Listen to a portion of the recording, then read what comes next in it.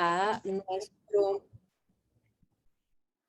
nuestro ponente, pero antes les recuerdo, la sesión va a grabarse y estará siendo transmitida vía Facebook Live por el canal del departamento.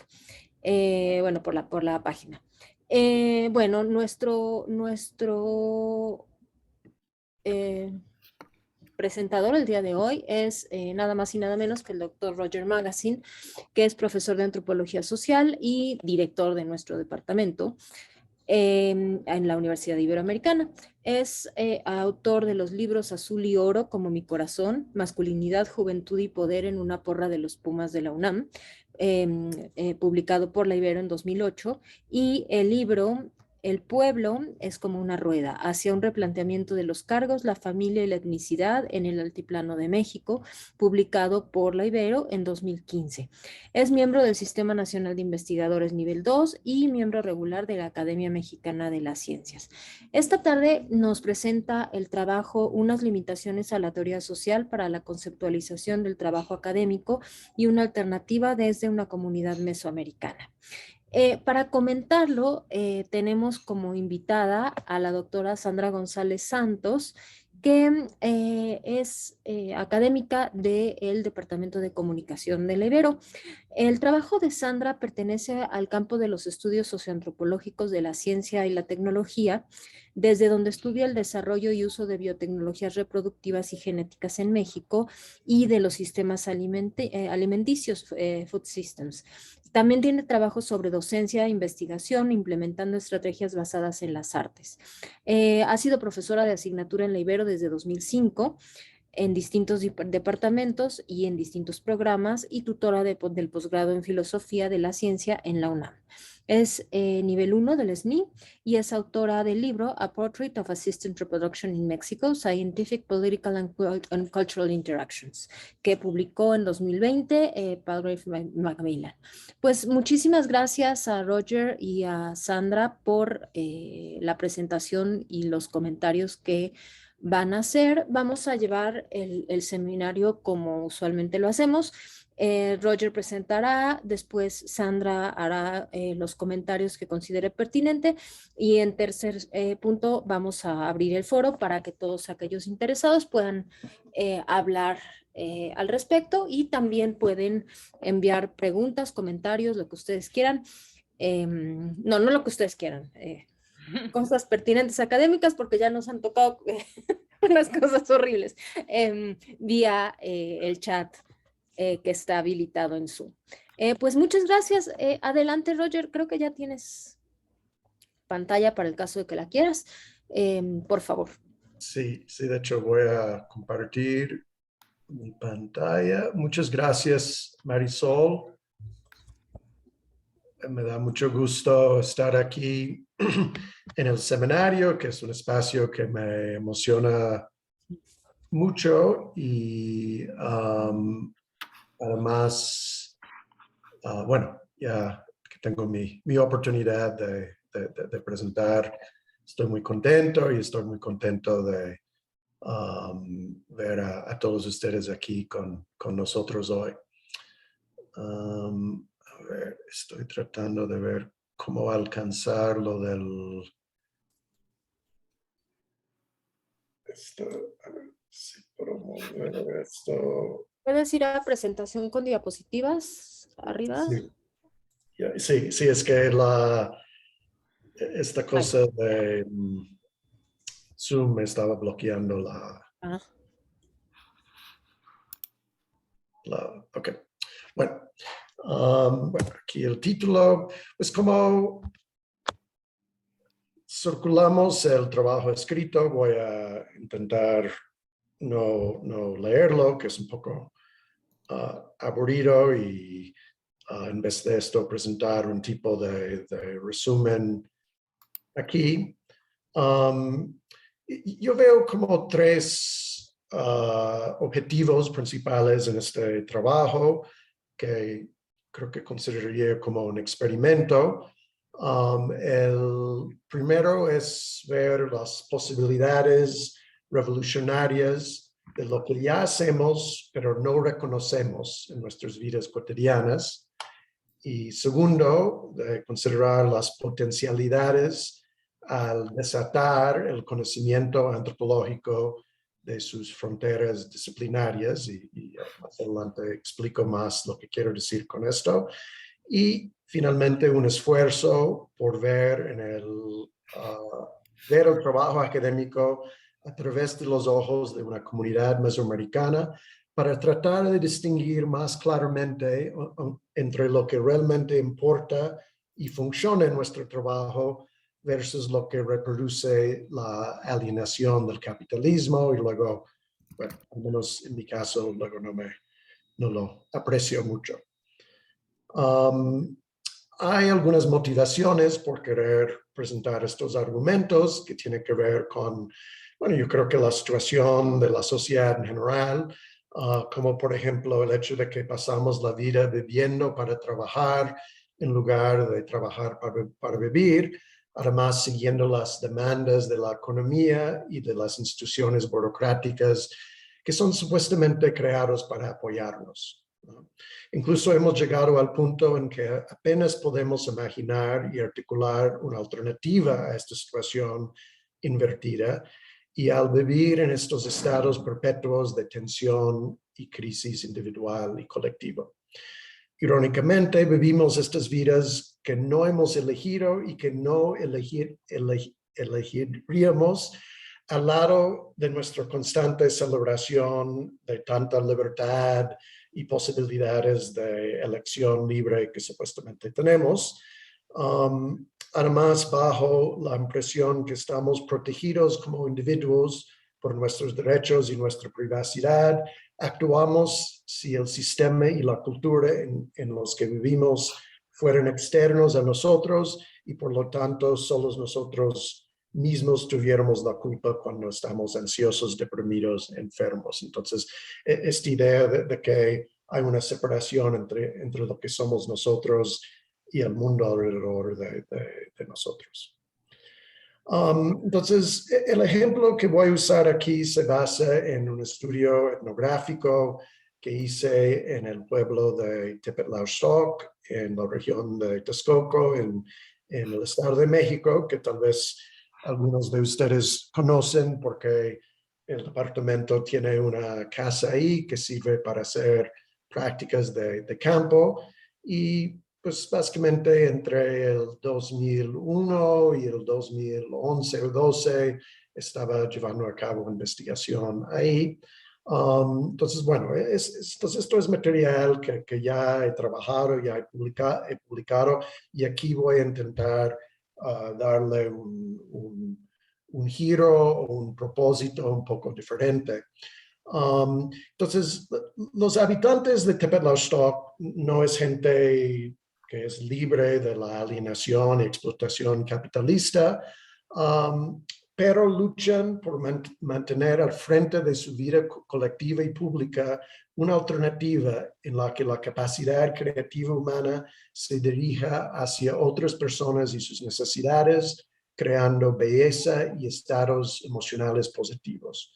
Esta alternativa existe junto a la alienación capitalista, pero se niega a pasar a segundo plano. Argumentaré que en el mundo urbano moderno también vivimos tales alternativas, incluso en nuestras actividades productivas públicas, y que lo hacemos a diario. Por lo que el objetivo de vivir la vida que realmente queremos no requiere inventar algo totalmente nuevo, sino sacar a la luz estas alternativas. Finalmente, traeré estas lecciones de Tepetlauxtoc más cerca de casa para ayudarnos a imaginar una conceptualización diferente del trabajo académico, uno que de hecho no nos es ajena en absoluto, pero que por lo general no se reconoce ni se aprecia. Mi uso del trabajo académico es simplemente un ejemplo que tiene la ventaja de ser familiar para mí y me imagino para muchos de mi audiencia hoy. Creo que el ejemplo podría aplicarse también a muchas otras actividades productivas contemporáneas. Estos no son preocupaciones nuevas ni originales. Desde al menos los escritos de Marx vemos estos tipos de preocupaciones con la mercantilización de nuestro ser, su alienación de nosotros y su fetichización. Lo que voy a tratar de complementar a los autores a quienes voy a intentar contribuir hoy son autores, un par de autores más recientes, bueno, menciono un par, pero seguro que hay más, que ven la alternativa que buscamos, no una revolución dirigida al Estado y la construcción de una sociedad completamente nueva, sino más bien el reconocimiento y la puesta en primer plano de corrientes subterráneos que ya existen. Entonces, uno de estos autores es el irlandés que radica en México, John Holloway, y su libro Agrietar el capitalismo. Holloway plantea, hace una distinción entre el trabajo enajenado abstracto, que implica un proceso de separación, individualización y objetificación. Y por otro lado, la actividad vital consciente o el quehacer o el hacer concreto, que es el fluir de la vida en el que no hay líneas divisorias claras, en el que hacer de uno desemboca en el hacer de otro y es inconcebible sin el hacer de los demás. Entonces, en lugar de crear una nueva conciencia, y esto es una cita directa de él, es mucho más una cuestión de extraer lo que ya está presente en una forma reprimida y contradictoria. La tarea es como la de psicoanálisis, que trata de hacer consciente lo inconsciente y reprimido. Él dice que también somos engañados o hechizados para que perdamos de vista nuestra creación cotidiana de algo distinto y liberador. Por otro lado, un libro todavía más reciente de el antropólogo inglés Tim Ingold, que se llama Anthropology and as Education. Y Ingold habla de, bueno, en vez de esto de lo reprimido, habla de un corriente subterránea, un clave menor, usando esta metáfora de la música. Y él divide la educación, de hecho hablando específicamente de la educación universitaria, en dos diferentes categorías. Tiene la educación como intencionalidad, donde se define por los fines de formación y la transmisión de conocimientos. Y yo diría que esto es esto sería la clave mayor de la educación, la versión dominante que nos espera la SEP con sus planes de estudios y cosas así. Y con esto él contrasta la educación como atención y respuesta a y con los demás. Describe esto como un proceso abierto de comunión o entrelazamiento al que se refiere como correspondencia. Y lo que quiere decir con esto de correspondencia es pues básicamente las interacciones entre profesores y alumnos y la idea de que la educación al menos en esta corriente subterránea que yo creo que todos hemos experimentado en las clases, aunque no es lo que escribimos en nuestros programas de estudio, son estos vínculos que se crean pues entre generaciones en la educación, donde el aprendizaje y también la creación de conocimiento es algo, una actividad colectiva, ¿no? entre los profesores y los alumnos. Entonces ahí también hace una comparación entre el trabajo de campo del antropólogo, que es más como esta actividad de comunión, y la actividad del antropólogo de escribir etnografía, ¿no? Cuando creamos esta distancia, esta otredad, entonces dice que también en este sentido antropología tiene su corriente subterránea, ¿no? que al final de cuentas pues, todos los hacemos, pero lo que terminas leyendo es esta versión oficial objetivo científico en que hay distancia y otredad. Entonces, bueno, podríamos llegar a la pregunta si tenemos alternativas que son familiares, como este clave menor de Ingold, ¿por qué necesitamos el conocimiento antropológico? Entonces ahí es donde yo voy a proponer que nosotros colectivamente y siguiendo la metáfora psicológica de Holloway, somos como la persona que sufre una depresión severa y no puede ver el valor y la belleza de su propia vida. Lo que la antropología puede proporcionar es acceso a personas que colectivamente no están deprimidos de esta manera. Me refiero a gente que no escapa a la alienación capitalista, pero no están dominados por ella en el sentido de que colectivamente pueden conceptualizar y vivir alternativas explícitas, incluso en la esfera pública. Son como nuestra terapeuta que puede mostrarnos una salida de la oscuridad a través de su ejemplo de cómo valorar y explicitar nuestras alternativas ya existentes al capitalismo.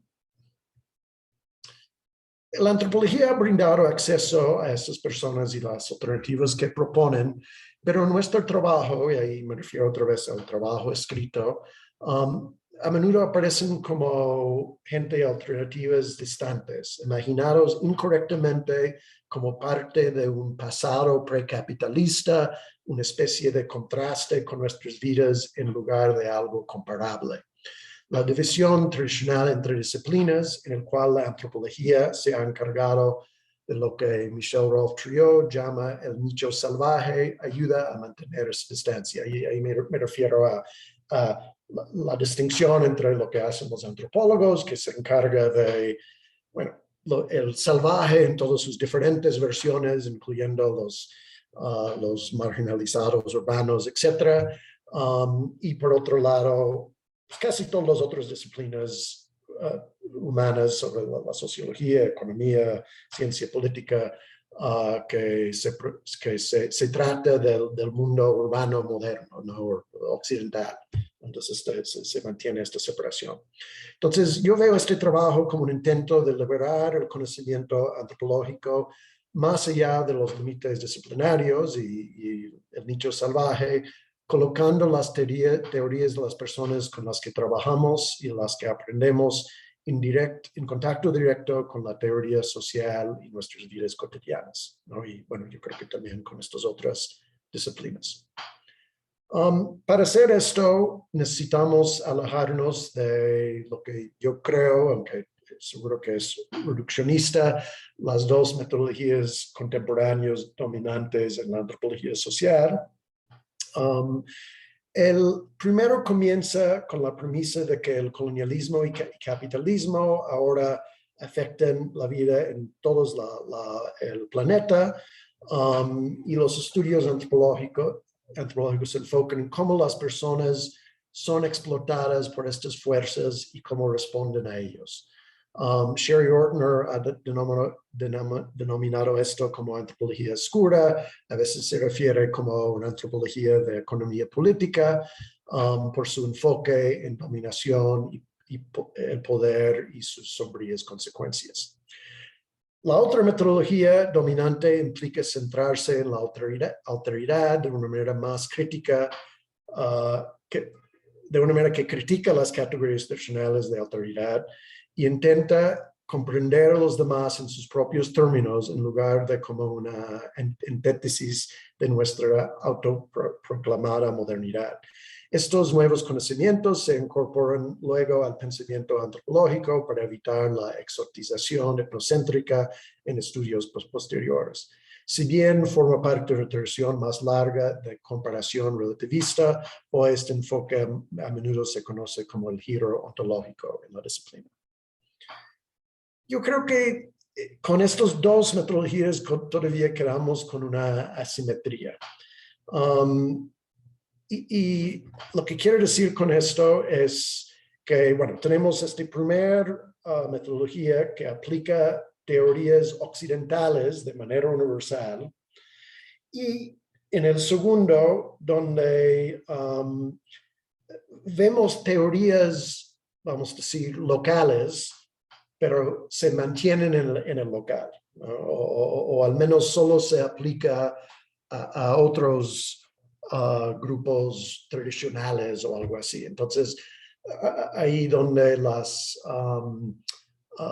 teorías que surgen de investigación sobre la región de Melanesia, luego se pueden aplicar a estudios en Amazonia, que no es lo mismo que aplicarlos al mundo europeo occidental. Esto ahí sigue viendo un contraste en este acercamiento antropológico.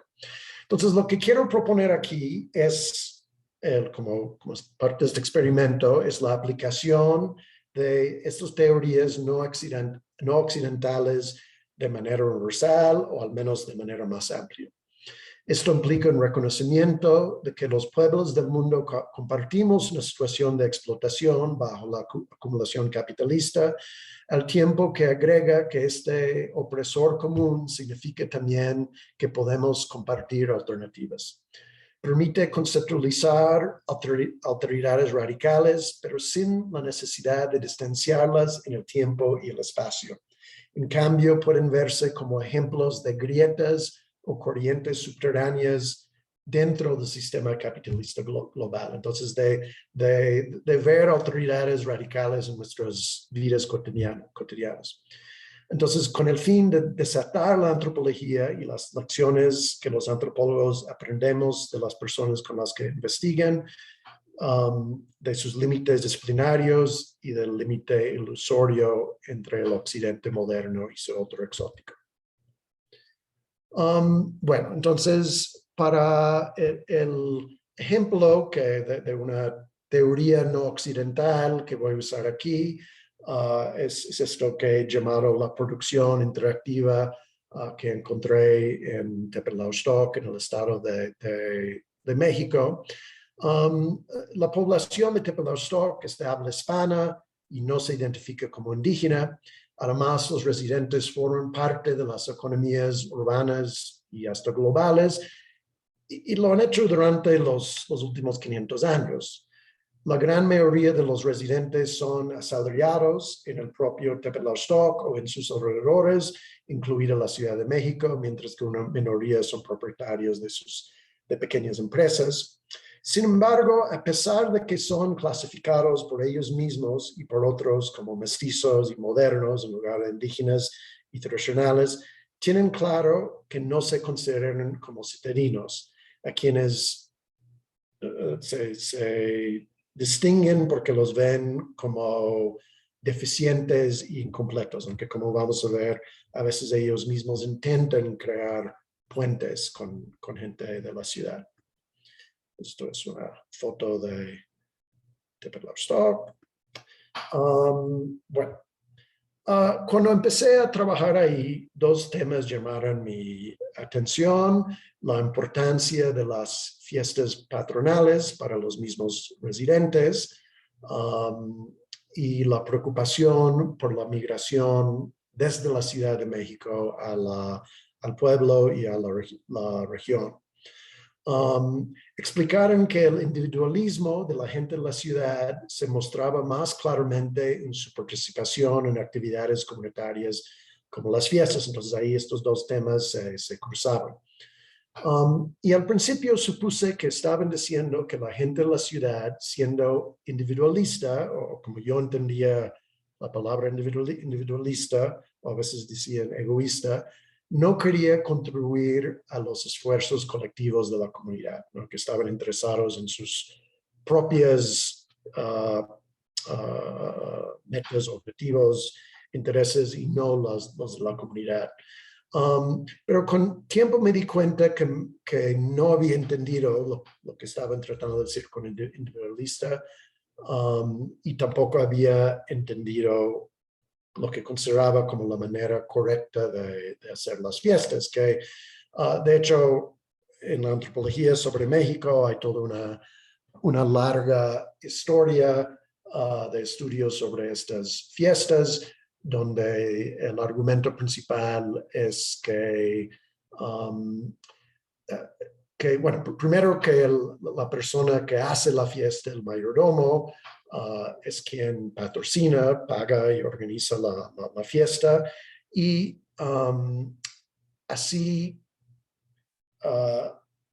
como demuestra su membresía y su compromiso a la comunidad, ¿no? Y en suma, todo el sistema de cargos que son los que toman estos papeles de mayordomos y otras posiciones, en suma constituyen la estructura social de estas comunidades o las fronteras de estas mismas comunidades. Y bueno, algo que hago en mi otro trabajo sobre este tema es cuestionar este supuesto, que yo creo que tiene más que ver con las preocupaciones occidentales de crear cierto tipo de comunidad frente a nuestro individualismo, ¿no? Pero por razones que ahorita les voy a explicar, no creo que estas ideas son aplicables a este pueblo y otros en el México contemporáneo.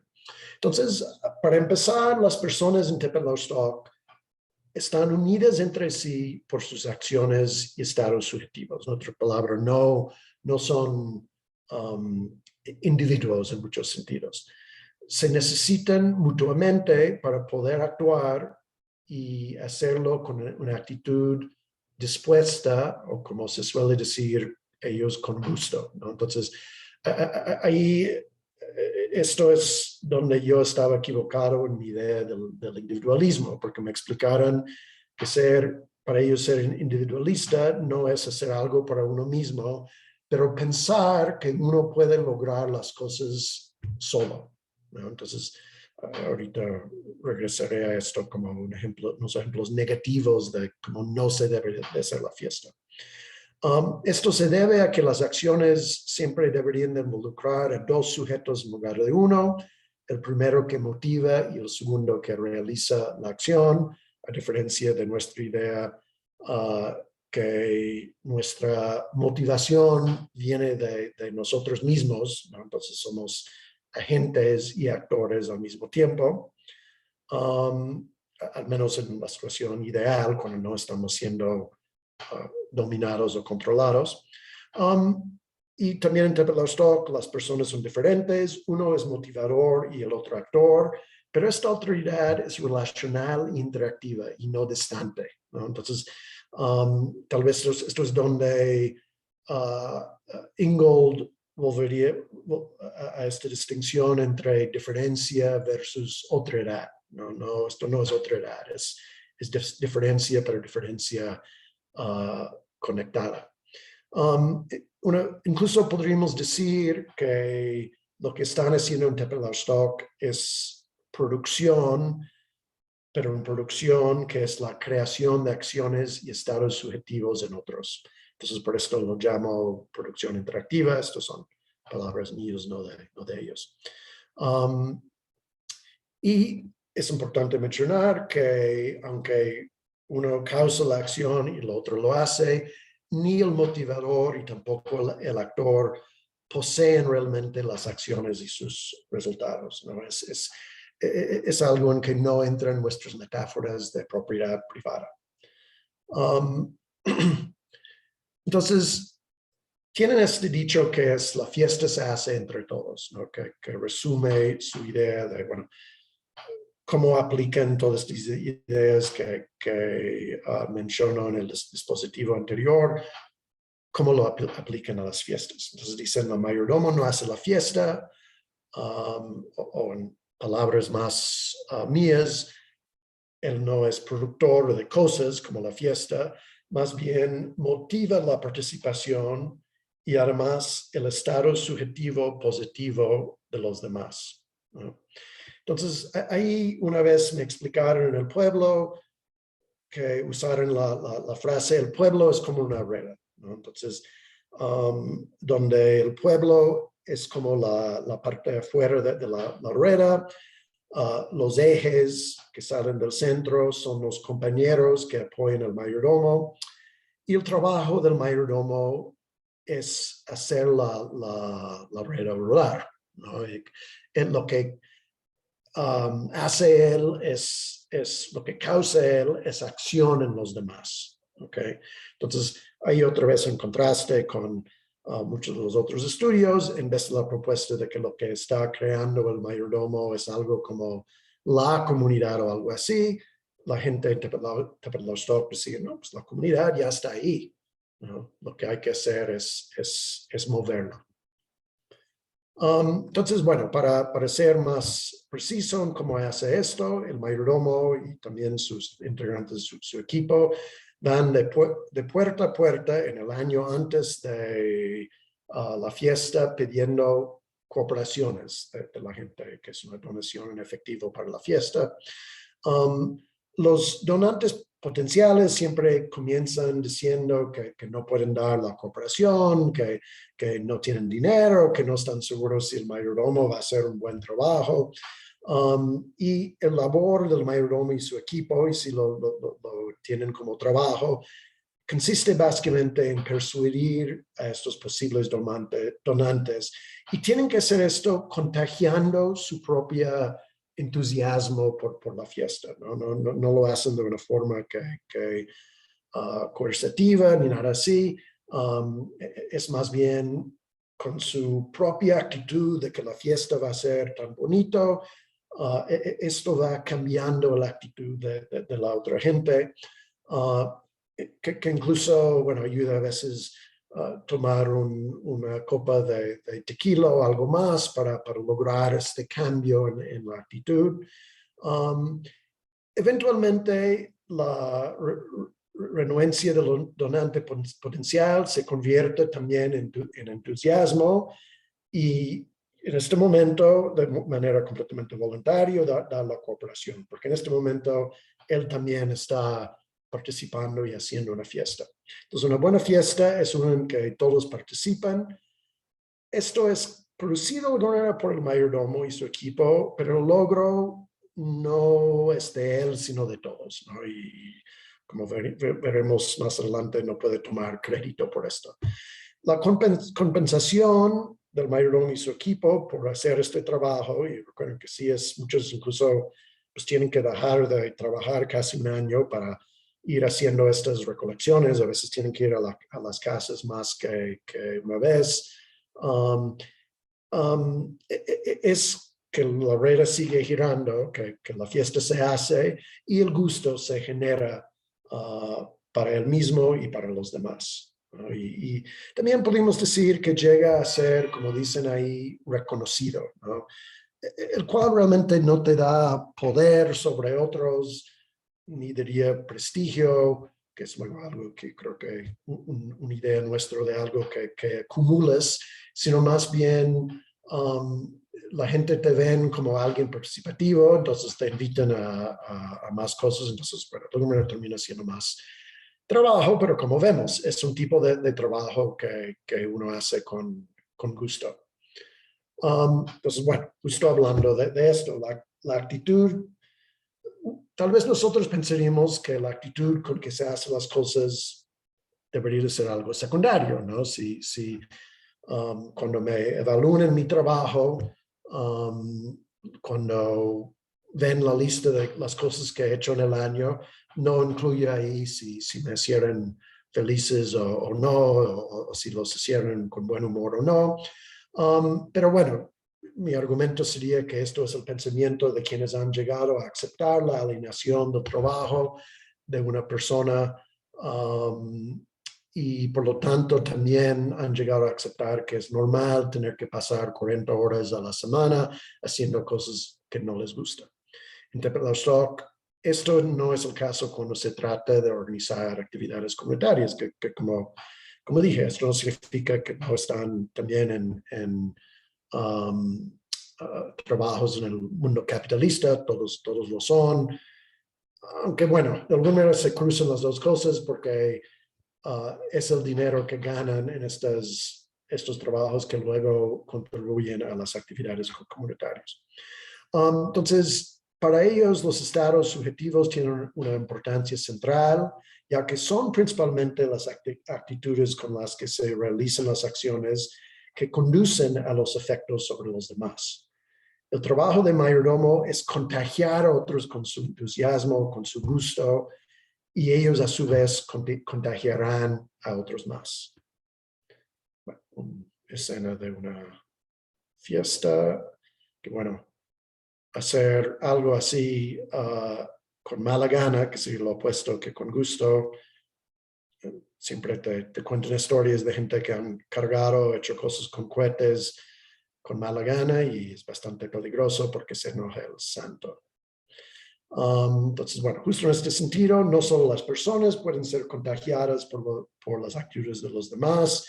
La comida preparada con gusto sabrá bien y la música tocada con gusto sonará hermosa. Y se espera que la belleza y el gusto colectivo de la fiesta en total contagiará al santo que traerá lluvia y otra buena fortuna a la comunidad. Las actividades negativas, como acabo de mencionar, también se pueden transmitir. Y esto es particularmente peligroso cuando se trata del santo. Entonces, bueno, te cuento una serie de historias ahí, de gente participando de diferentes maneras en las fiestas con mala gana y sus castigos que a veces pueden incluso afectar a inocentes que están cercanos físicamente. Bueno, entonces, las actitudes y emociones en Tepelostock en estos contextos no son cuestiones privadas, individuales, sino públicas, compartidas. Ven a la gente de la ciudad en contraste con esto, como individualistas, y como dije, no porque tratan de beneficiar solo a sí mismo, sino porque creen que pueden actuar por sí mismo, que no necesitan a los demás. Si incluso el mayordomo usa su propio dinero para comprar muchísimos fuegos artificiales, música, comida, etcétera, y la fiesta superficialmente se ve bien, realmente va a ser considerado un fracaso completo porque no ha motivado la participación de los demás ni ha causado en ellos el gusto. Ha creado una cosa, pero como si fuera suya y no de todos. Ha producido algo parecido a una mercancía que existe independiente de las personas y sus estados subjetivos. El acercamiento a las mayordomías por parte de la gente de la ciudad o de los aldeanos influenciados por costumbres de la ciudad no parece reflejar para los de Tepelostock algo como una diferencia cultural, ¿no? Y no es que dicen, pues la gente de la ciudad no entienden porque tienen otra cultura. Más bien es una percepción de que no tenemos cultura, ¿no? La gente de la ciudad parece carecer de sentido común y hasta moralidad. No es que hacemos las cosas de manera diferente, sino incorrectamente. Entonces, para la gente en Tepelostock, estas personas de afuera que hacen las cosas mal no son conocidos, ¿no? En el sentido de que no son reconocibles como personas porque han tomado la forma de la vida de máquinas, reflejando solo sus capacidades ocupacionales. De hecho, los residentes me dijeron en unas ocasiones que les parece muy extraño que la gente de la ciudad solo sabe hacer una cosa, que solamente son los negocios. Y en contraste, en Tepelostock solo se puede conocer unos a otros a través de sus interacciones intersubjetivas con los demás. En la versión dominante del pensamiento occidental, los individuos están natural y universalmente dotados del estatus de ser personas, así como de las obligaciones y derechos que se perciben que lo acompañan. Y bueno, sé que es algo que luego celebramos, pero yo creo que tiene sus límites. Son seres innatamente completos y discretos, listos para ser individualmente productivos y supuestamente no afectados por los procesos alienantes que los rodean. En contraste, las personas en Tepelostock solo existen como sujetivos interactivos y el estatus de ser personas solo es reconocible a través de la interacción con otros. Y bueno, en este sentido, yo diría que son mucho más sensibles con nosotros a prácticas alienantes, ¿no? Los aldeanos podrían tratar de imponer sus prácticas como si fueran reglas a los recién llegados. Sin embargo, esto sería perder el punto de que lo importante no son las prácticas en sí mismo, no es que están tratando de preservar las tradiciones culturales del pueblo, sino que las acciones sean motivadas por otros y realizadas con voluntad, con gusto y en conjunto. Bueno, entonces ahora en conclusión, esta idea de desatando la teoría de la producción interactiva, ¿no? Y desatándolo de lo que sería solo un estudio sobre Tepetlaustoc y experimentando con las potencialidades de esta teoría o esta mirada más allá del Tepetlaustoc y bueno, más bien entre nosotros. Entonces, el experimento es tratar de ver nuestras prácticas a través de los ojos de la gente de Tepetlaustoc. Y yo creo que en este caso vamos a encontrar algunas cosas que los de Tepetlaustoc rechazarían, pero también ellos aceptarían como procesos de hacer cosas entre todos, que es, yo creo que al fondo, o en esta corriente subterránea que menciona Ingold, sí está conectado de la manera en que nosotros enseñan, aprenden, escriben, leen, investiguen, etc. Incluso diría que nosotros mismos, en este sentido de no ser tan individualizados como pensamos, somos constantemente rehechos, o podría decir dotados de vida a través de estos procesos.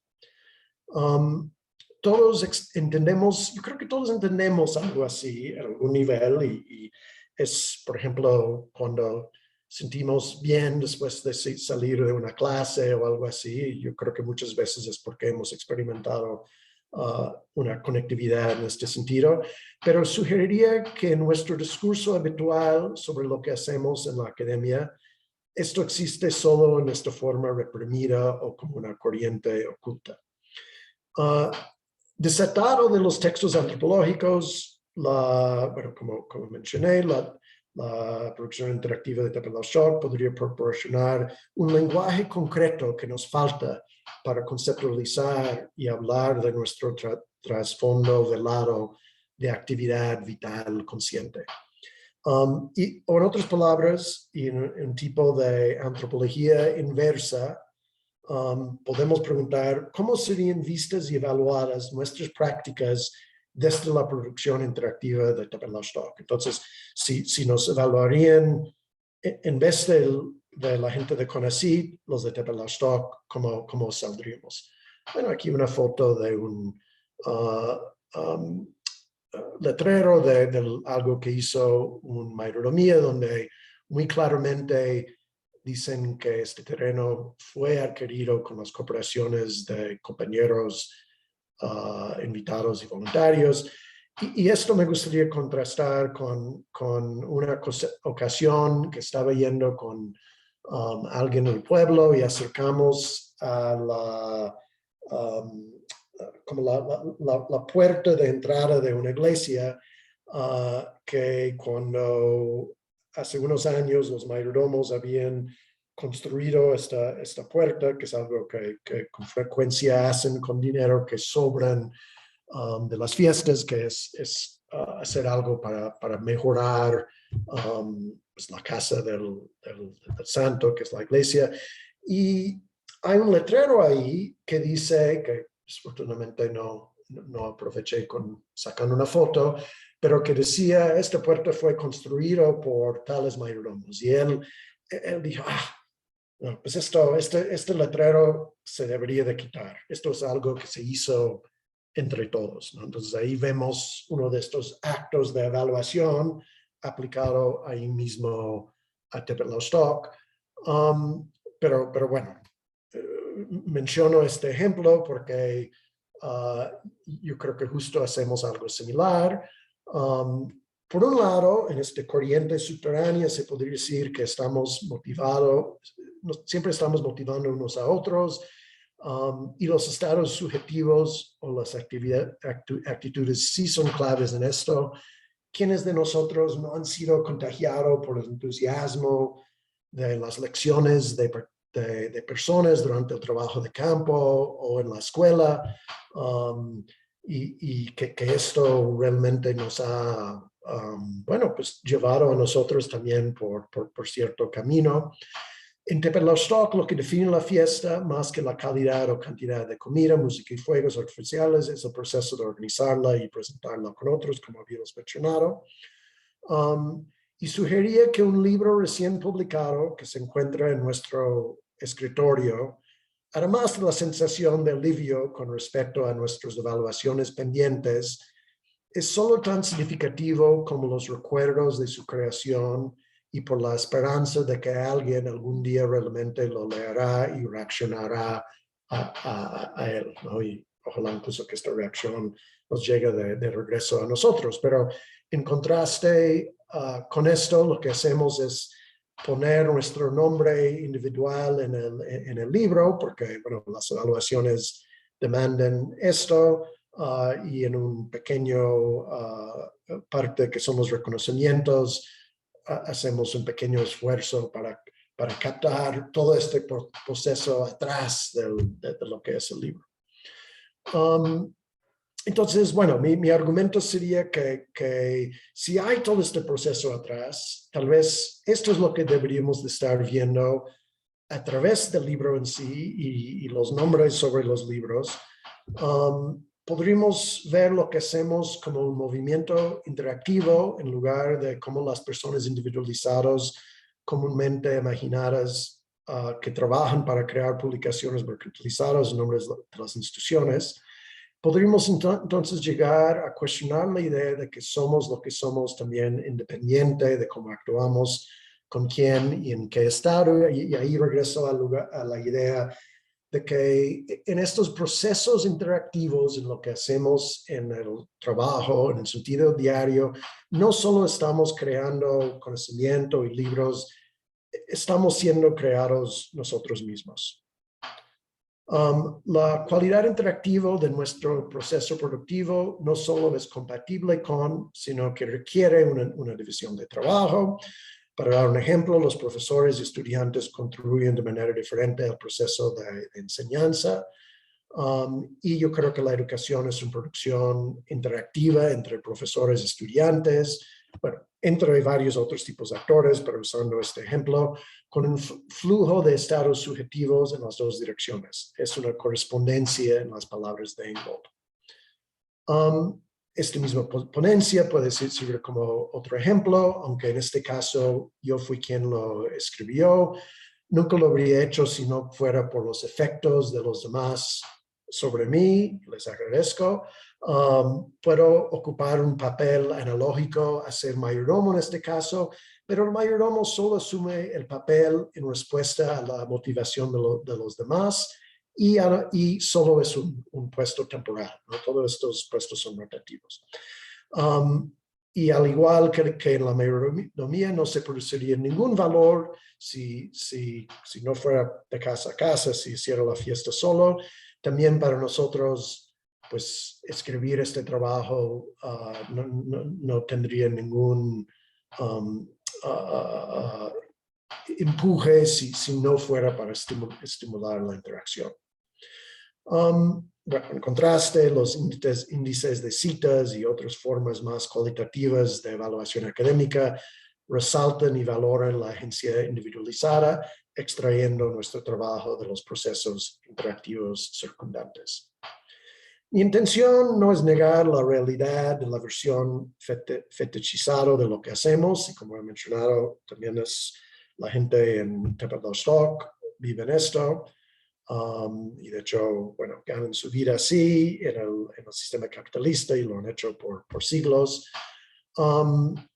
Y esto claramente existe, especialmente entre nosotros, como una fuerza poderosa suficiente para dejarnos en un estado deprimido en el que somos incapaces de articular alternativas, incluso mientras las vivimos a diario.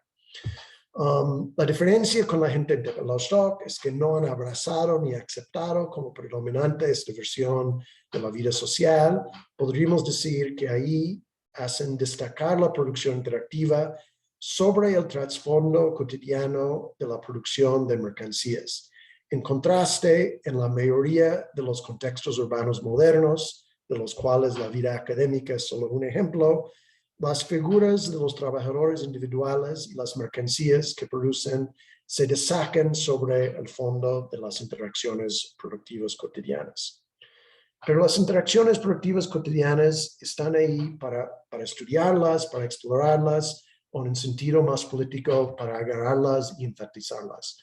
No necesitamos invitar todo de nuevo para vivir el tipo de vida que queremos. Podemos comenzar siguiendo el ejemplo de Tepelostock y invirtiendo la relación figura-fondo, relegando las relaciones capitalistas a un segundo plano y poniendo en primer plano nuestra producción interactiva. Entonces ahí, bueno, un ejemplo clásico de estas posibilidades de figura y fonda.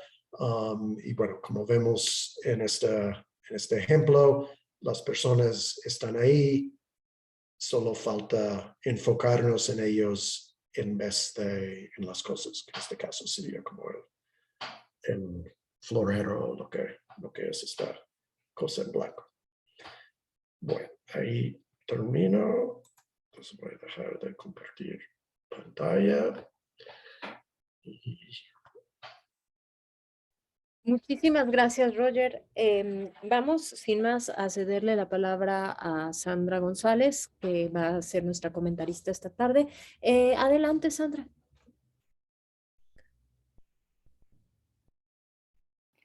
Hola, primero la parte técnica, ¿se ve? Sí. Ok. Bueno, quiero agradecer la invitación al seminario y a comentar este texto, el cual ya hemos platicado antes, Roger y yo, y bueno, lo primero que quiero decir es que es un texto que me fue muy inspirador y que ha detonado muchas conversaciones con muchas personas en muchos contextos, tanto académicos como no académicos.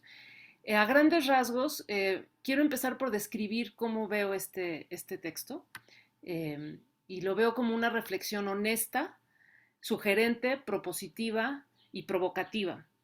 Y sobre todo me gusta tomarlo así, como una reflexión que busca provocar. El estilo de la escritura, o sea, la forma narrativa y su contenido me invitan al diálogo y eso es lo que quiero hacer aquí.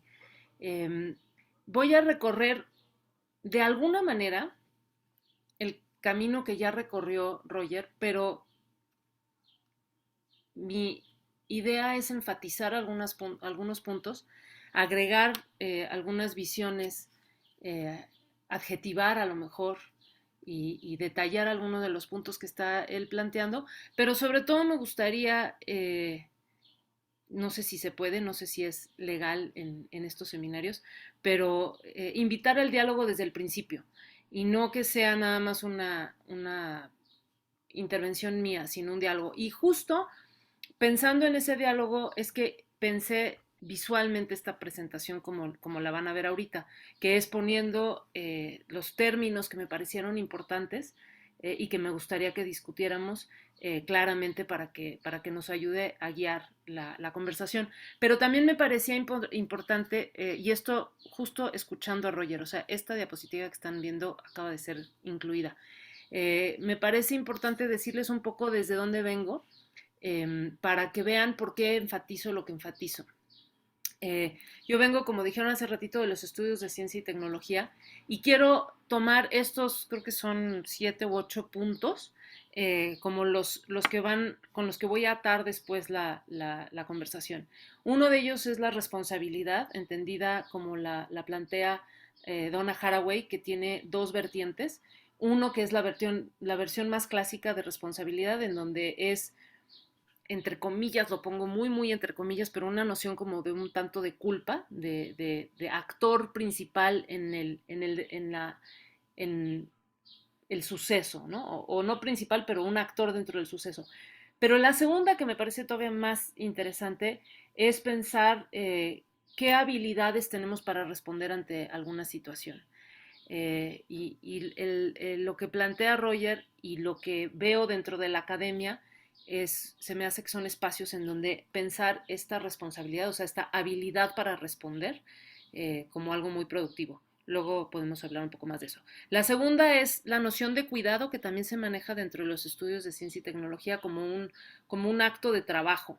No necesariamente un trabajo, un cuidado lleno de amor y desde un lugar como todo positivo, sino muchas veces desde un lugar no necesariamente tan placentero, pero todo lo que implica el trabajo del cuidado.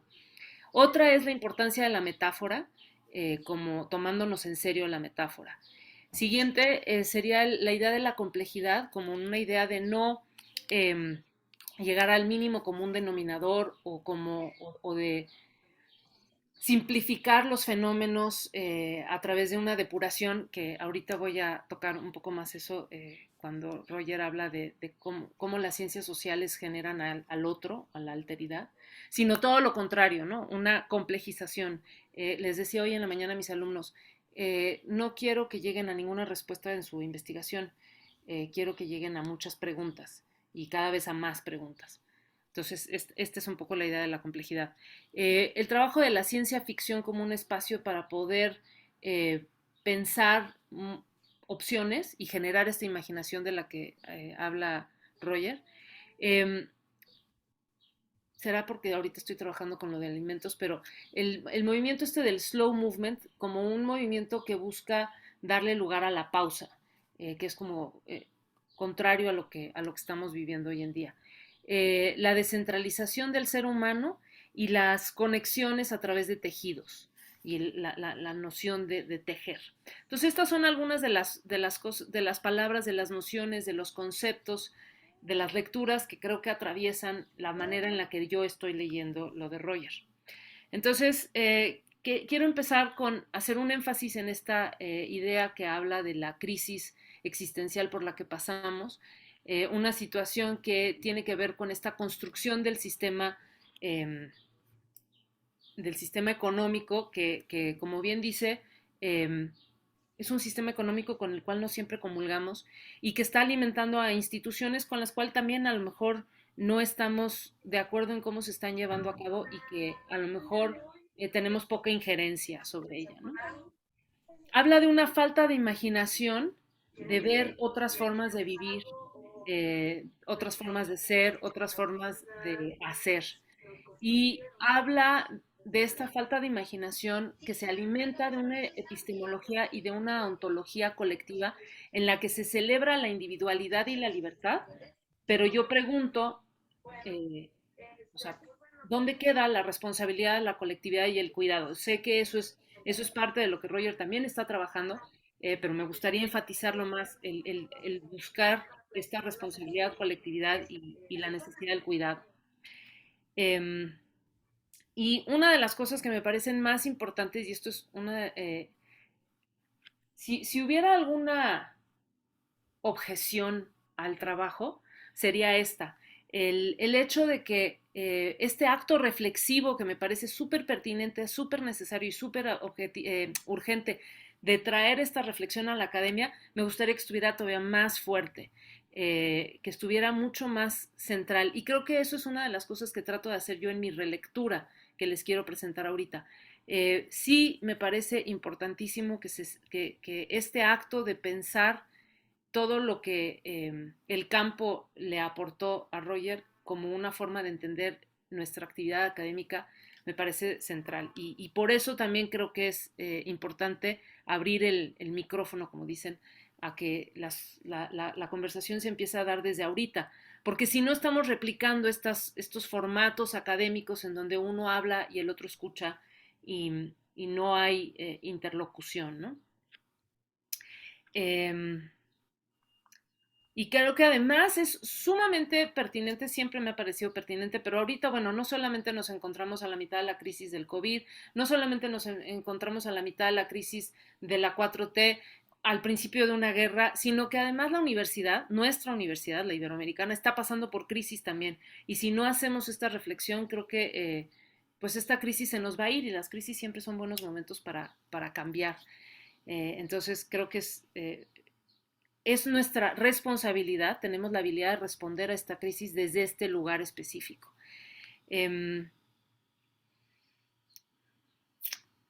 La siguiente cosa que plantea esta serie de preguntas, ¿no? ¿Qué guía las decisiones que se toman en el campo académico? Un poco ya no sé bien si es la voz de Roger hablando o la mía o las dos, pero estas serían las preguntas que una de las preguntas que yo plantearía, ¿no? ¿Qué pasa con nuestra creatividad académica? Y bueno, la siguiente cosa que también me parece que hace falta subrayar es, él dice que toma como fuente de inspiración y aprendizaje el trabajo de campo que ha hecho. Y el tono con el que leí eso, el tono con el que lo escuché ahorita, me sorprende un poco.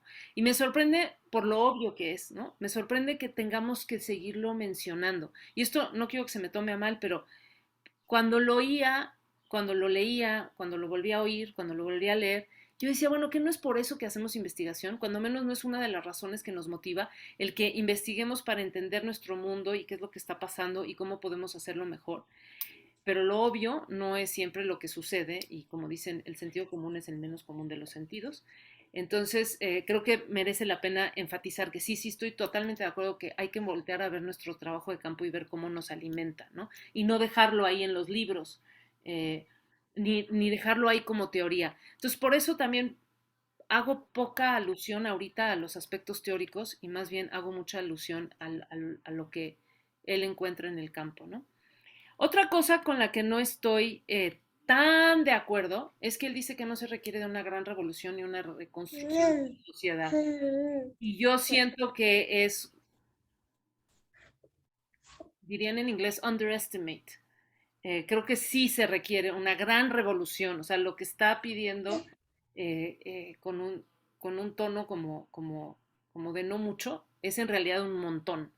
Y parte de lo que voy a decir al final es, pues si tenemos la estructura para llevar a cabo esto, o tenemos que de plano empezar a darle de masazos a muchos aspectos de la estructura para poder lograr esto. La siguiente cosa que me parece interesante es la construcción del otro, de la alteridad y la posibilidad que esta construcción nos da para aprender sobre este otro. Él plantea que el trabajo que se realiza desde las ciencias sociales es un acto de purificación del ser, del hacer de estas otras comunidades. Y al hacer esto, se vuelve el otro o se crea este otro y lo que hace como completamente ajeno y distante a nosotros. Y ahí se genera este ellos y nosotros. Y en ocasiones este otro se vuelve casi inconmensurable. Y yo eso me gustaría cuestionarlo y al ratito lo voy a cuestionar un poco más.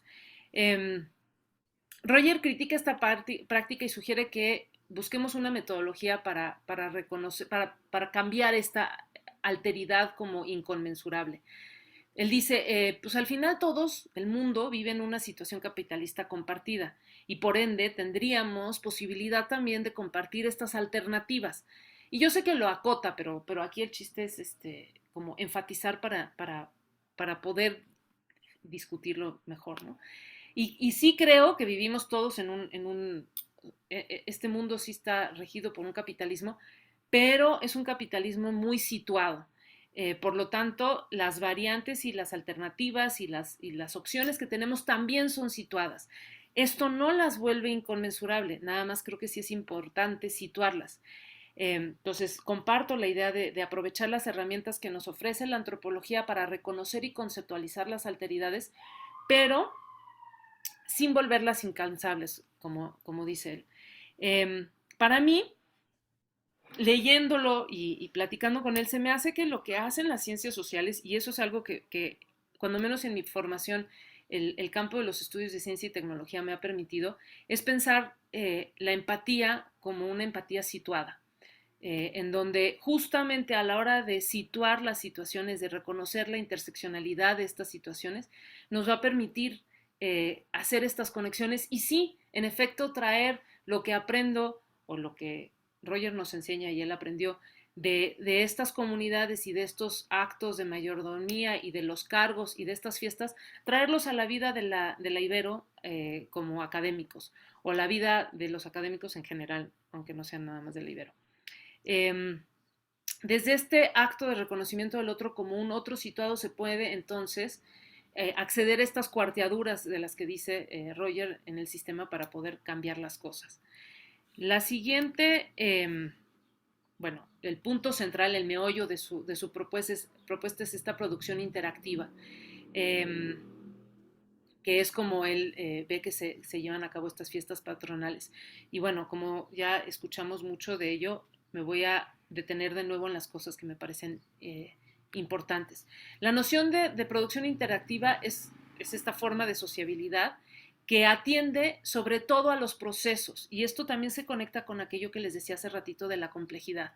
Prestar atención al proceso, enfatizar la importancia de la colaboración dentro de esos procesos, ¿no? Eso creo que es importantísimo y ahorita también lo quiero conectar con la vida académica.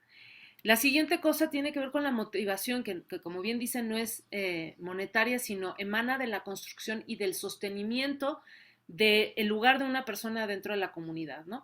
La motivación es la acumulación de vivencias, de convivencias, de este hacer con gusto, ¿no? Esa motivación que en efecto es completamente inmaterial, aunque tiene una materialización muy fuerte a la hora de que se lleva a cabo la fiesta. Y entonces eso me lleva, como voy a decir al ratito, a cómo es que se lleva a cabo la vida académica con gusto y cuáles son las motivaciones que están ahí atrás, ¿no? Con gusto, Roger señala que esta actitud es con la que se realizan las actividades e importa, es una disposición también ante las actitudes, ante las actividades que hacemos. Es una disposición de entusiasmo o de egoísmo, de gusto, disgusto, y que se materializa, como decíamos, en la fiesta, pero también, y me parecía súper interesante, se manifiesta en el hecho de si se repite o no el cargo de la mayordomía y si se asume otro cargo. Entonces, este paso del poder a partir de una mayordomía exitosa me parece fascinante, ¿no? No es quien viene a tomarla después la toma con gusto porque quien la tuvo anteriormente la tuvo con gusto y entonces se arma como esta energía y esta inercia de deseo de participar en esto. En ese sentido, como decía él, la individualidad es un concepto central porque primero que nada me gusta mucho este trabajo que nos muestra cómo hay muchas formas de pensar la individualidad y es importante desempacar este término, ¿no? En el caso aquí de las fiestas, cuando una mayordomía no es exitosa y se lleva a cabo desde el egoísmo y desde la individualidad, lo que pasa es que entre uno de los efectos es que se está sobredotando la importancia de la fiesta y eso me parece también fundamental. Al ratito lo voy a repetir esto hablando de la tesis, ¿no? De las tesis doctorales o de maestría o del proceso de la clase. Cómo se le dota más importancia a veces al trabajo final que al proceso. Yo estudié en Inglaterra y una de las cosas que me pasó es que en el examen doctoral fue como completamente anticlimático, porque no está presente nadie de los que estuvieron en el proceso. Entonces no tienes a quién mirar y echar el chascarrillo o la mirada de complicidad cuando dices un término o algo. Estás completamente solo, individual en ese momento y las personas que están contigo también no pasaron no vivieron el hacer. Y entonces se vuelve súper frío ese momento, ¿no? Muy, muy distinto a cómo he vivido los exámenes doctorales aquí. A la hora de sobredotar la importancia de la fiesta, que es una cosa que dura un día o unas horas, contra el proceso que dura todo el año, creo que es uno de los problemas que también devienen en aquello que dice de la comodificación del evento de la fiesta, ¿no? Entonces, la importancia del proceso. la importancia de la cooperación, ¿no? El mayordomo exitoso pide esta cooperación, produce entusiasmo. A veces siento que se le disminuye la importancia de ese entusiasmo y de esa acción, porque seguimos pensando que el hacer está nada más en la producción material, en el conjuntar dinero, en el tener los cohetes, pero ese entusiasmo es muy importante y algo que voy a decir también al ratito y que lo traigo a colación ahorita por si alguien quiere comentar algo, es en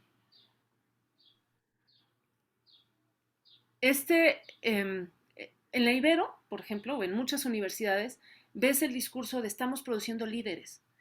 Pues, ¿qué tipo de líder es este? ¿El líder que es individualista, toma las decisiones, o un líder al estilo un mayordomo exitoso?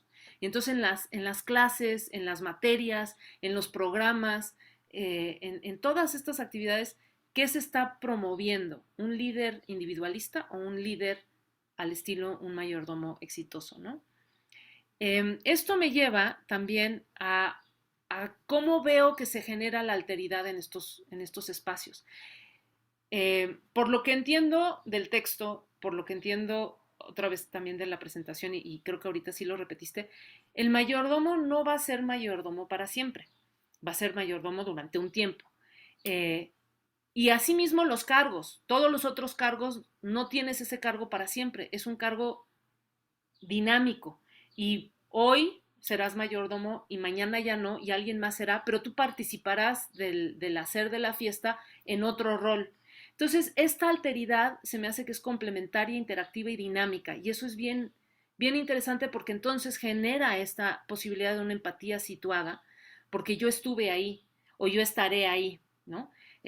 Dejan de ser estos cargos inalcanzables, eternos, y también dejan de ser cargos jerárquicos, sino por voluntad, en el sentido también de la disposición de hacer algo con gusto. Y se me hace que eso es muy importante. Con eso llego más o menos al final y pongo todas las preguntas que me gustaría que se pudieran discutir. ¿Cuál es el fin de la educación, de la vida académica que hacemos aquí? En ese sentido, ¿cuál es el fin del mayordomo? No es tener una fiesta con mucha comida y mucho alcohol, sino es todo este proceso de la generación. Entonces, ¿cuál es el fin de la educación? ¿Qué consideramos que producimos? ¿Estamos produciendo una fiesta o estamos produciendo comunidad? ¿O estamos produciendo memorias? ¿O estamos produciendo relaciones? ¿Qué es lo que estamos produciendo? ¿O estamos produciendo alumnos líderes o artículos o investigaciones o nivel 1, 2 y 3 en el SNI? ¿Qué es lo que estamos produciendo? ¿Cómo vemos la actividad económica? ¿Como un acto individual o colectivo? ¿Quién y cómo se está motivando en esto, ¿no? ¿A quién vemos como parte de la comunidad académica? ¿Cómo vemos el proceso de producción del conocimiento? Decía Roger hace ratito, pues en un aula está alumnos, alumnas, profesoras, profesores, haciendo este acto de producción del conocimiento. Pero si lo llevamos a este dinamismo, pues a veces o sea, no siempre somos quien está del lado del pizarrón. Y ahora con las banquitas con rueditas podemos movernos aún más. ¿Cómo vemos el proceso de investigación y de docencia? ¿Cómo reconocemos el trabajo de la colectividad, ¿no? Es nada más a través de poner el nombrecito de todas las personas que hicieron algo, a tal punto que ahora en muchas revistas te dicen que tienes que especificar qué hizo cada quien, ¿no? O cómo es que estamos reconociendo el trabajo de la colectividad. ¿Cómo evaluamos el trabajo académico? Decía hace ratito Roger, ¿se evalúa el gusto de haberlo hecho o no? ¿Y para qué lo estamos haciendo? Con todo esto, vuelvo a esta idea de que Roger plantea que para este cambio no se necesita algo drástico. Y yo pregunto, ¿qué tipo de infraestructura social tenemos para poder llevar a cabo este replanteamiento, reubicarnos en estos lugares dinámicos y, como decía también en algún momento, el ser mayordomo te vuelve identificable en la comunidad. En algún lado del texto decías como, no es que la gente no conozca a las otras personas, las identifica por nombre, pero no las conoce como ser, ¿no? No es que esté adquiriendo con eso mayor poder ni mayor prestigio, sino está adquiriendo mayores conexiones. Pero para eso se requiere esta infraestructura o esta estructura social o esta estructura social de los cargos y demás para poder generar eso. Tenemos en nuestra comunidad académica la posibilidad de generar esos lazos. Y dos preguntas que son ahora sí que puntuales, que son más que nada sobre el trabajo de campo que realizaste. Una de ellas es que no hablas de eso en este texto y a lo mejor le serviría al texto también para inspirarnos en cómo resolver estos problemas, es cómo los mayordomos exitosos y los no exitosos resuelven problemas, porque claramente en ese año ha de haber muchos problemas.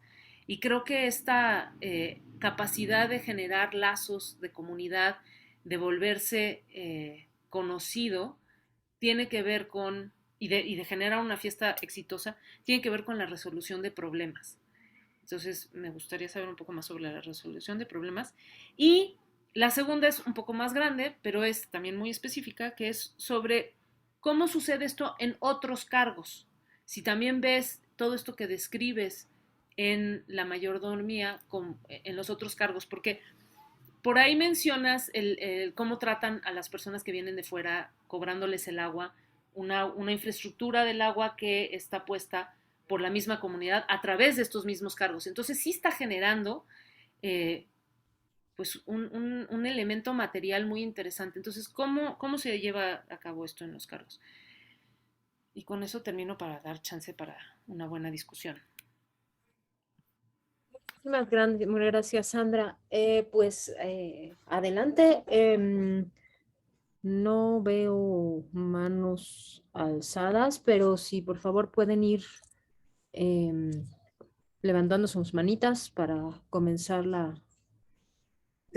Si quieren, mientras respondo muy brevemente a lo que dijo Sandra. Adelante, adelante, Roger.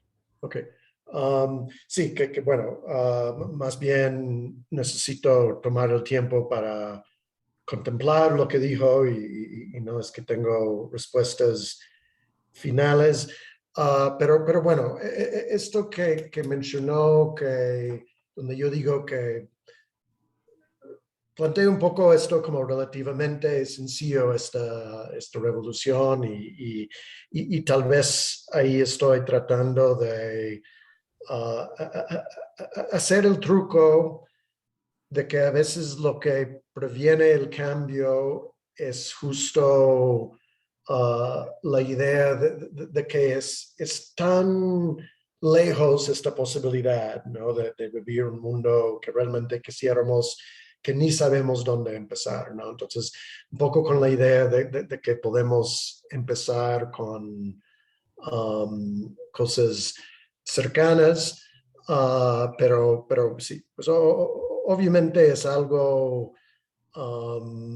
bastante complejo también si tomamos en cuenta que este mundo que imaginamos, pues no todos lo imaginamos igual, etcétera. Tiene que ser un proceso constante de creación. Y luego Sandra aplica una pregunta así también a la misma universidad o universidades en general. Y yo diría que como otra forma de hacer las cosas está ahí y un poco yo creo que la pregunta con la cual luchamos es, pero ¿qué tal si eliminamos las calificaciones y dejamos de evaluar a los profesores y cosas así? Esta idea de que todo va a caer en un tipo bueno, entre caos y nadie realmente va a trabajar y cosas así. Y sin duda, los miedos de sacar una buena calificación o algo así, a veces es lo que nos motiva en algún sentido. Pero un poco regresando a esta idea de lo realmente valioso que puede salir del trabajo en la universidad, pues yo no creo que esta parte viene de motivación por miedo y no toma la forma de cosas como títulos o artículos publicados o algo así, más bien pues toma la forma de esta clase o este seminario del cual sales con una emoción de lo que se ha hecho ahí con el grupo y luego esto es lo que te hace pues seguir en los siguientes pasos, ¿no? Y yo creo que es porque muchos de nosotros sentimos que es un trabajo que nos gusta, ¿no? Que solo lo seguimos haciendo porque tenemos que comer. De la resolución de problemas y bueno, ahí yo creo que algo que ya me había comentado Sandra en otro momento y seguro que me va a tener que recordar otra vez es empujarme más lejos en aplicar esto de la producción interactiva al mundo académico. Yo creo que en este trabajo lo hago de una forma muy inicial solamente. Porque, bueno, sí, pensando en esto del mayordomo que no logra motivar a otros y hacer una buena fiesta y esto hace que el mayordomo tiene que repetir en el puesto, porque si alguien hace un mal trabajo, nadie te va a querer tomar la mayordomía el siguiente año. Entonces, bueno, obviamente ahí vemos que tampoco esto es una situación ideal, ¿no? Las cosas muy rápido ahí pueden ir para abajo y también los pueblos entran en crisis. En Tepelostok cuentan de un momento en los años 60 cuando se estaban matando la gente de un barrio a otro y tuvieron que llamar el ejército para controlar la situación. Pero yo creo que al menos tienen más claro la salida. Okay. Que es justo regresar a esto de hacer las cosas con gusto, hacerlo entre todos. Incluso yo creo que una de las razones por la cual ponen mucho énfasis en esto es porque sí hay el peligro de olvidarlo, ¿no? Y aplicado al mundo académico o capitalista en general, pues yo creo que aunque suena tal vez un poco romántico o algo así, yo creo que también nos tenemos que recordar constantemente lo que realmente nos importa, ¿no? Y lo que realmente nos inspira y inspira a otros. Y yo creo que regresando a esta cuestión de cómo llevar a cabo la revolución, pues tal vez empieza con estos pequeños pasos de decirlo de día a día y cuando sentimos bien y tenemos este entusiasmo de contagiarlo a otros.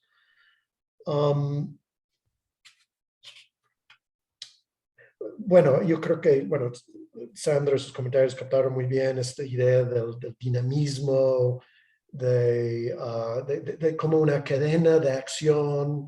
Y ahí justo en clase el martes con mi grupo de posgrado, llegamos a un problema interesante para la antropología o la ciencia en general, que pues, terminamos haciendo tesis o libros o artículos que donde es muy difícil captar este tipo de movimiento, ¿no? Son como medios casi anti-movimiento, ¿no? Son medios muy del estilo de mercancías separados del flujo de la vida.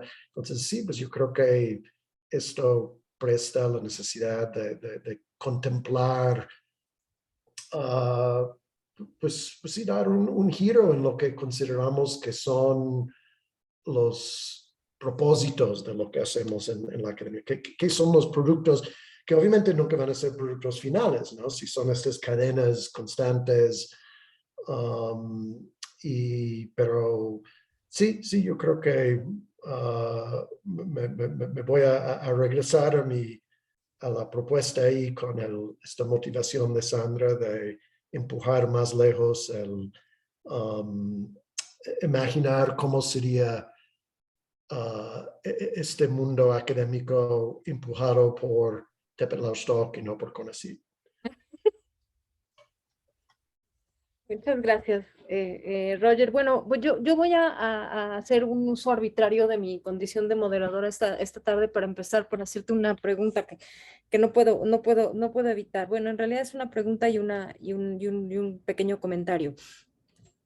Cuando hablas de esta idea de las grietas del capitalismo, yo pensaba efectivamente en dos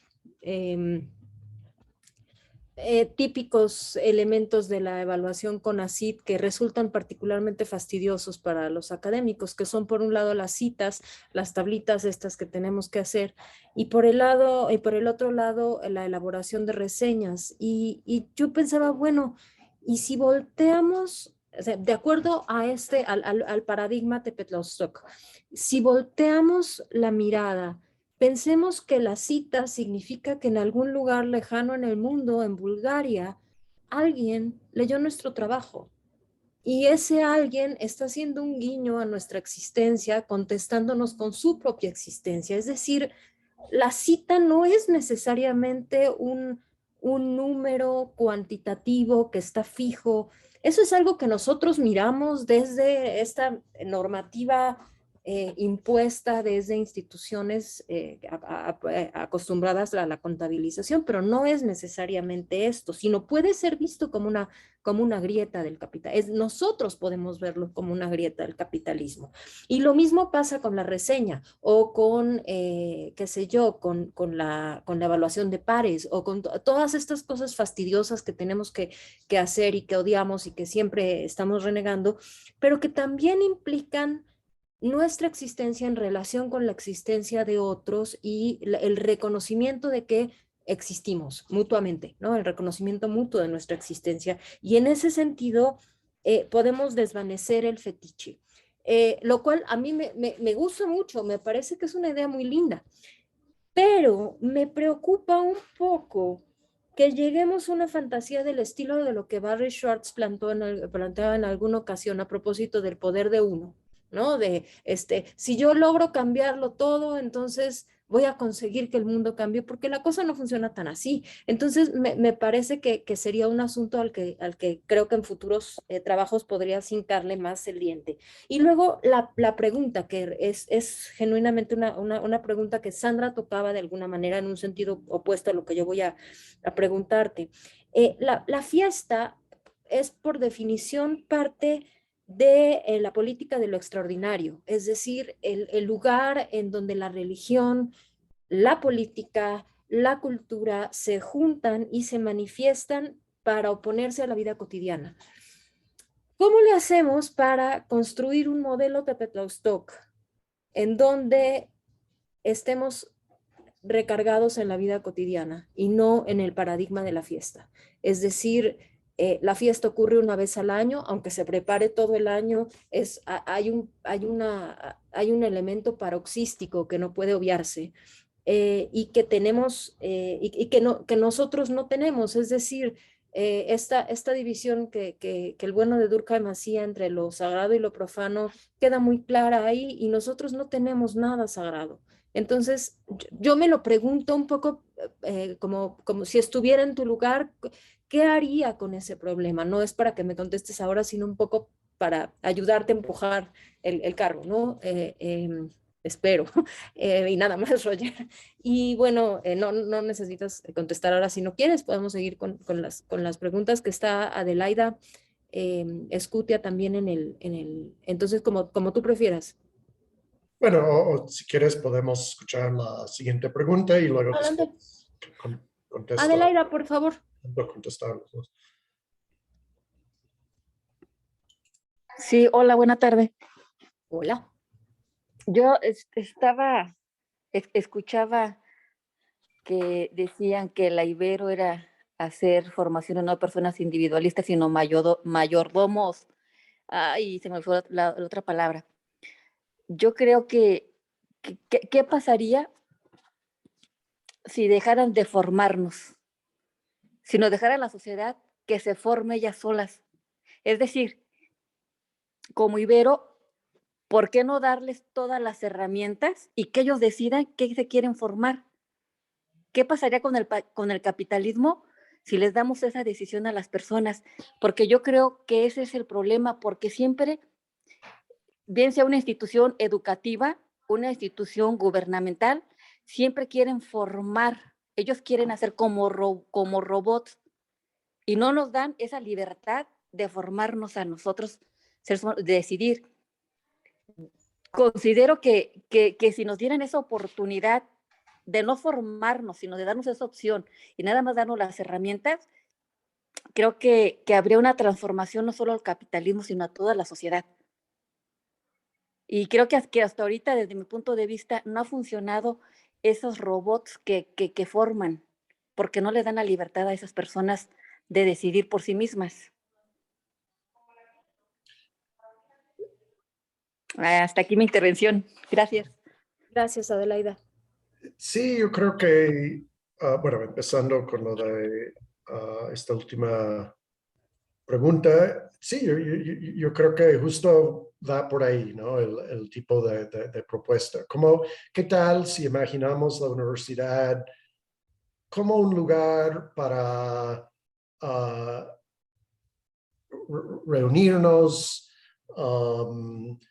trabajar con conjunto, inspirando unos a otros, reconociendo ciertas diferencias, porque sí hay las diferencias entre generaciones, diferencias de los que han hecho ciertos tipos de trabajos y actividades y los que han hecho otros tipos de trabajos y actividades. Entonces, todos van a llevar algo diferente a estas reuniones.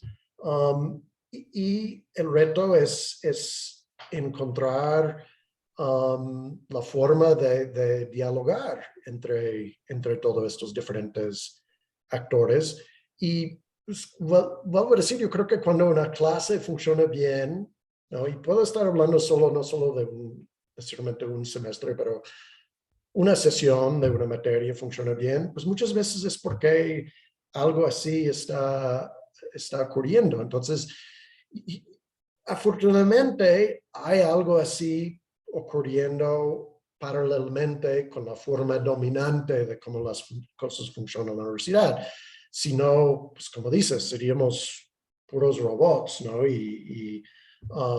Entonces, yo creo que logramos hacer algo distinto ahí, tal vez, bueno, no gracias a los planes de estudios y todas estas cosas, pero a pesar de ellos. Y, y bueno, pues regresando, pues yo sé que es siempre difícil esta cuestión de la pregunta grande de cómo cambiar el sistema, pero un poco como dices, pues hay que empezar con algo, ¿no? Y tal vez empezando con lo más cercano a nosotros sería donde empezar. Y yo creo que sí, pues podría tener una influencia más allá de la Ibero con un ambiente más así. Aparte de que, bueno, Sandra mencionó las mismas crisis en la Ibero, creo que hace falta, bueno, por ejemplo, una de las cosas que se han dicho es no solo la falta de nuevas inscripciones, pero alumnos que no han vuelto a reinscribir, y yo creo que no puedo hablar por ellos, obviamente, pero sería interesante ver que, aparte de tal vez cuestiones económicas o familiares o otras cosas, qué es lo que sienten que hacen falta, ¿no? En la universidad. Entonces, yo creo que es importante tus comentarios en este sentido y porque, por un lado, yo creo que sería algo como tan obvio una propuesta como lo que haces, de que, pues, que lleguen ahí y es para crear la formación en el camino, ¿no? Y que, bueno, también nosotros los profesores están siendo formados tanto como los alumnos, pero al mismo tiempo de proponer que realmente esto fuera la filosofía central de la Ibero, yo lo veo difícil porque va en contra de muchas exigencias, muchos de los cuales son externos. Y bueno, Marisol, lo que dijiste de cómo lo stalkear más nuestra vida, yo creo que una manera de entenderlo es un poco y esto no digo como una solución um, final ni nada así, pero algo que siento que me ha ayudado a tratar de pensar esto, es otra vez ver qué tenemos que no es tan diferente de lo de Tavistock. Y yo creo que tal vez lo más cercano es en lo que llamamos nuestras vidas privadas, ¿no? Con familia, amigos y cosas así, ¿no?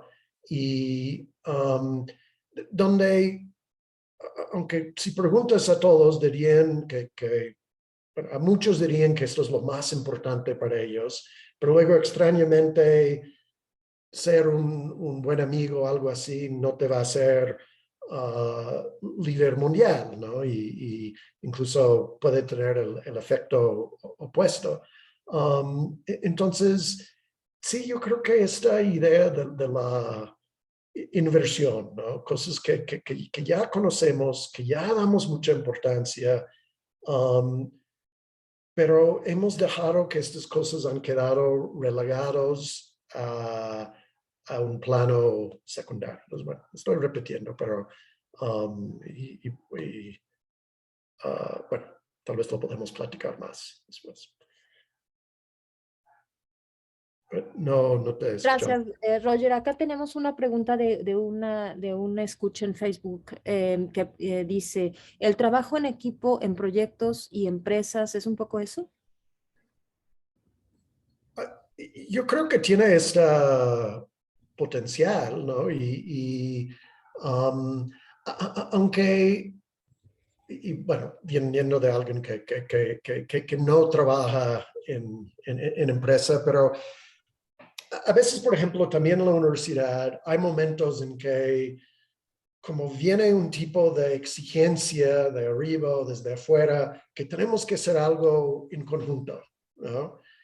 Y yo creo que esto termina funcionando muy diferente de lo que, como estos momentos en las clases que son especiales, de un encuentro en el pasillo y una conversación que surge ahí, el cual no estoy diciendo que en trabajo en grupo más formal no pueden ocurrir estas cosas, pero esto en sí no lo garantiza porque yo creo que a veces termina siendo más un discurso y que no dejes de fluir, es algo que termina siendo forzado. Tenemos también a Abel que tiene la mano levantada. Adelante, Abel, por favor. Gracias. Yo tengo, bueno, un comentario y una pregunta. Un comentario es, cuando veía este funcionamiento de la mayordomía entre Petlausdorff y lo comparaba un poco con la forma en cómo se cambian y cómo se van asignando los puestos en gobierno federal, me parecía como interesante, ¿no? En la medida en la que tú participas de un grupo de personas donde te personificas y contribuyes a la producción de proyectos, pues materiales como tal que se publicitan después por las instituciones, ¿no? Como banderas políticas, en esa medida tienes participación, ¿no? Tienes participación en otras dependencias, ¿no? Después de que un grupo de trabajo se va de una dependencia, se va a otra, en la medida que pudiste personificar, o sea, pudiste ser un sujeto de participación que llevaste a cabo una función, pues parecida a la mayordomía, puedes tener acceso, ¿no? A estos otros puestos en otro lugar, que en algunos casos pues, se asocia con esta práctica del chapulín, ¿no? Que empieza a brincar de puesto a puesto, un poco una práctica política. Me pareció interesante, incluso encontré como algunas similitudes, ¿no?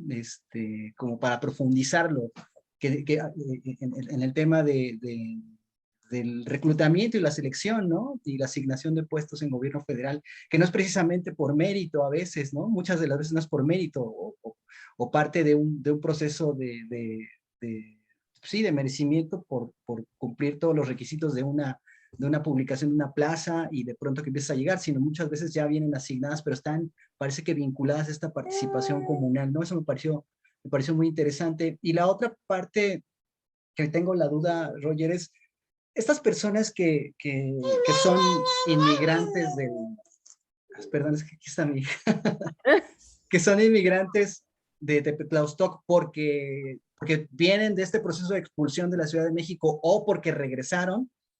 No sé si tú llegaste a explorar, cuáles son las razones por las que no se integran activamente a la participación en la mayordomía, ¿no? O en las actividades relacionadas con la mayordomía como eje, como lo mencionas, porque me genera la duda de si ahí hubiera, por ejemplo, coincidencias sobre cuál es la razón por la que el alumno, el profesor, la gente de la institución académica tampoco, o sea, presenta resistencias o incluso la poca disposición para meterse en esta producción interactiva, ¿no? Y hacer el reconocimiento del proceso más que el del producto. No sé si en algún momento tú lo pudiste explorar.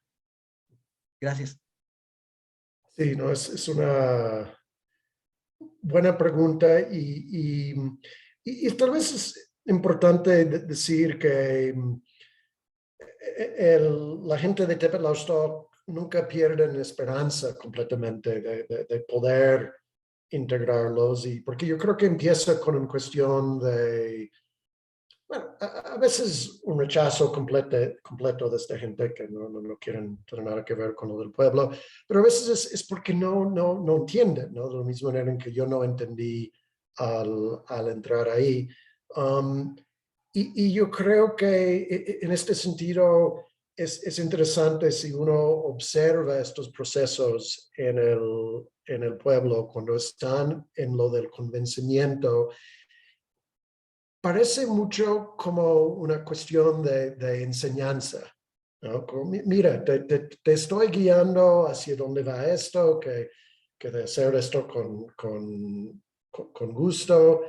Y pues yo creo que también, bueno, tal vez una aplicación al mundo académico sería la manera en que pues los que ya tienen experiencia jalan a los demás a algo que te gusta, porque bueno, uno no estudia un doctorado en antropología simplemente por ganar dinero, es realmente algún gusto y estas son las cosas que se contagian. Pero yo creo que también a veces en la academia hay, pues tal vez a veces nosotros mismos se nos olvida de esto y estamos distraídos y estresados por otras cosas y no hacemos este papel de ser las personas que van a transformar y jalar a ustedes. No jugamos este papel como deberíamos, ¿no? Y incluso también a veces hay resistencia de los alumnos, ¿no? Que como vimos también en Tepetlaostoc, justo esto requiere trabajo, no es algo que nada más ocurre, ¿no? Pero es esta idea yo creo que de Ingold, del trabajo de la educación como algo dirigido no al fin de la formación, sino dirigido a la otra gente, ¿no? Sí, yo creo que esto Y lo que dijiste del gobierno, pues sí, esto suena muy interesante también aplicarlo. Seguro que hay algo de ser en el mundo político efectivo, de ser bueno en estas cosas, aunque también esto puede voltear y terminar siendo algo completamente al revés de lo que están buscando en Tepelostok, ¿no? Como son luego líneas muy finas entre uno y el otro. Y en Tepelostok, cuando hay gente que como van para presidencia municipal, siempre están un poco sospechosos de esto. Esto es diferente de tener un cargo, ¿no? Porque ahí implica un pago, implica cosas así y entonces esto genera como un poco de sospechas. Y bueno, yo creo que donde han hecho experimentos interesantes en esto, al lado político, es entre los zapatistas, ¿no? Que todo lo de mandar obedeciendo pues básicamente es esto de lo mismo que estoy describiendo para Tepelostok. Muchas gracias, Roger. Sandra, tienes la mano levantada. ¿Quieres? Sí, nada más rapidísimo, si no hay ninguna otra pregunta, nada más quiero... No, no hay nadie. Ah, ok. Nada más, oyendo las preguntas y comentarios y todo, me gustaría como enfatizar algo que también se me hace que es central, tanto de la propuesta de Roger como de lo que encontró en campo, que es la atención a que esto no son individuos trabajando en algo, ¿no? En el caso de la mayordomía, individuos armando o preparando una fiesta, y en el caso de la academia, individuos escribiendo, enseñando, aprendiendo, coordinando, sino son comunidades. O sea, el mirar al fenómeno no desde los individuos, sino desde las comunidades, permite esta responsabilidad que se vuelve más difícil, este acto de responder cuando se está viendo desde el individuo, ¿no? Eh, Cuando se habla de formar alumnos, no es como si los alumnos vinieran de fuera y se van a hacer como muñequitos de galleta, sino forman parte de esta comunidad. Nosotros como profesores, como académicos, somos partícipes, ¿no? Lo que decías tú, Marisol, hace ratito de cuando estamos siendo árbitros o revisores de artículos o haciendo un review de un libro, que es un acto de cuidado y de reconocimiento que siempre nos gusta cuando nosotros recibimos un buen, no solamente una aceptación de un artículo, sino unos buenos comentarios, ¿no? Aunque esté rechazado, si son unos buenos comentarios, sabe más rico que una aceptación sin ningún comentario, dices, nadie lo leyó, ¿no? Este es un acto comunitario que creo que es bien importante de subrayar eso y que fácilmente se va de la mira y reaparece el individuo. Era lo único que quería decir. Muchas gracias, Sandra. ¿Alguien más que quiera contribuir? Yo tengo un comentario, aprovechando los últimos minutos, porque Adelante. siento que todos están como en la misma lógica de la alienación vía SNI, vía PNPC.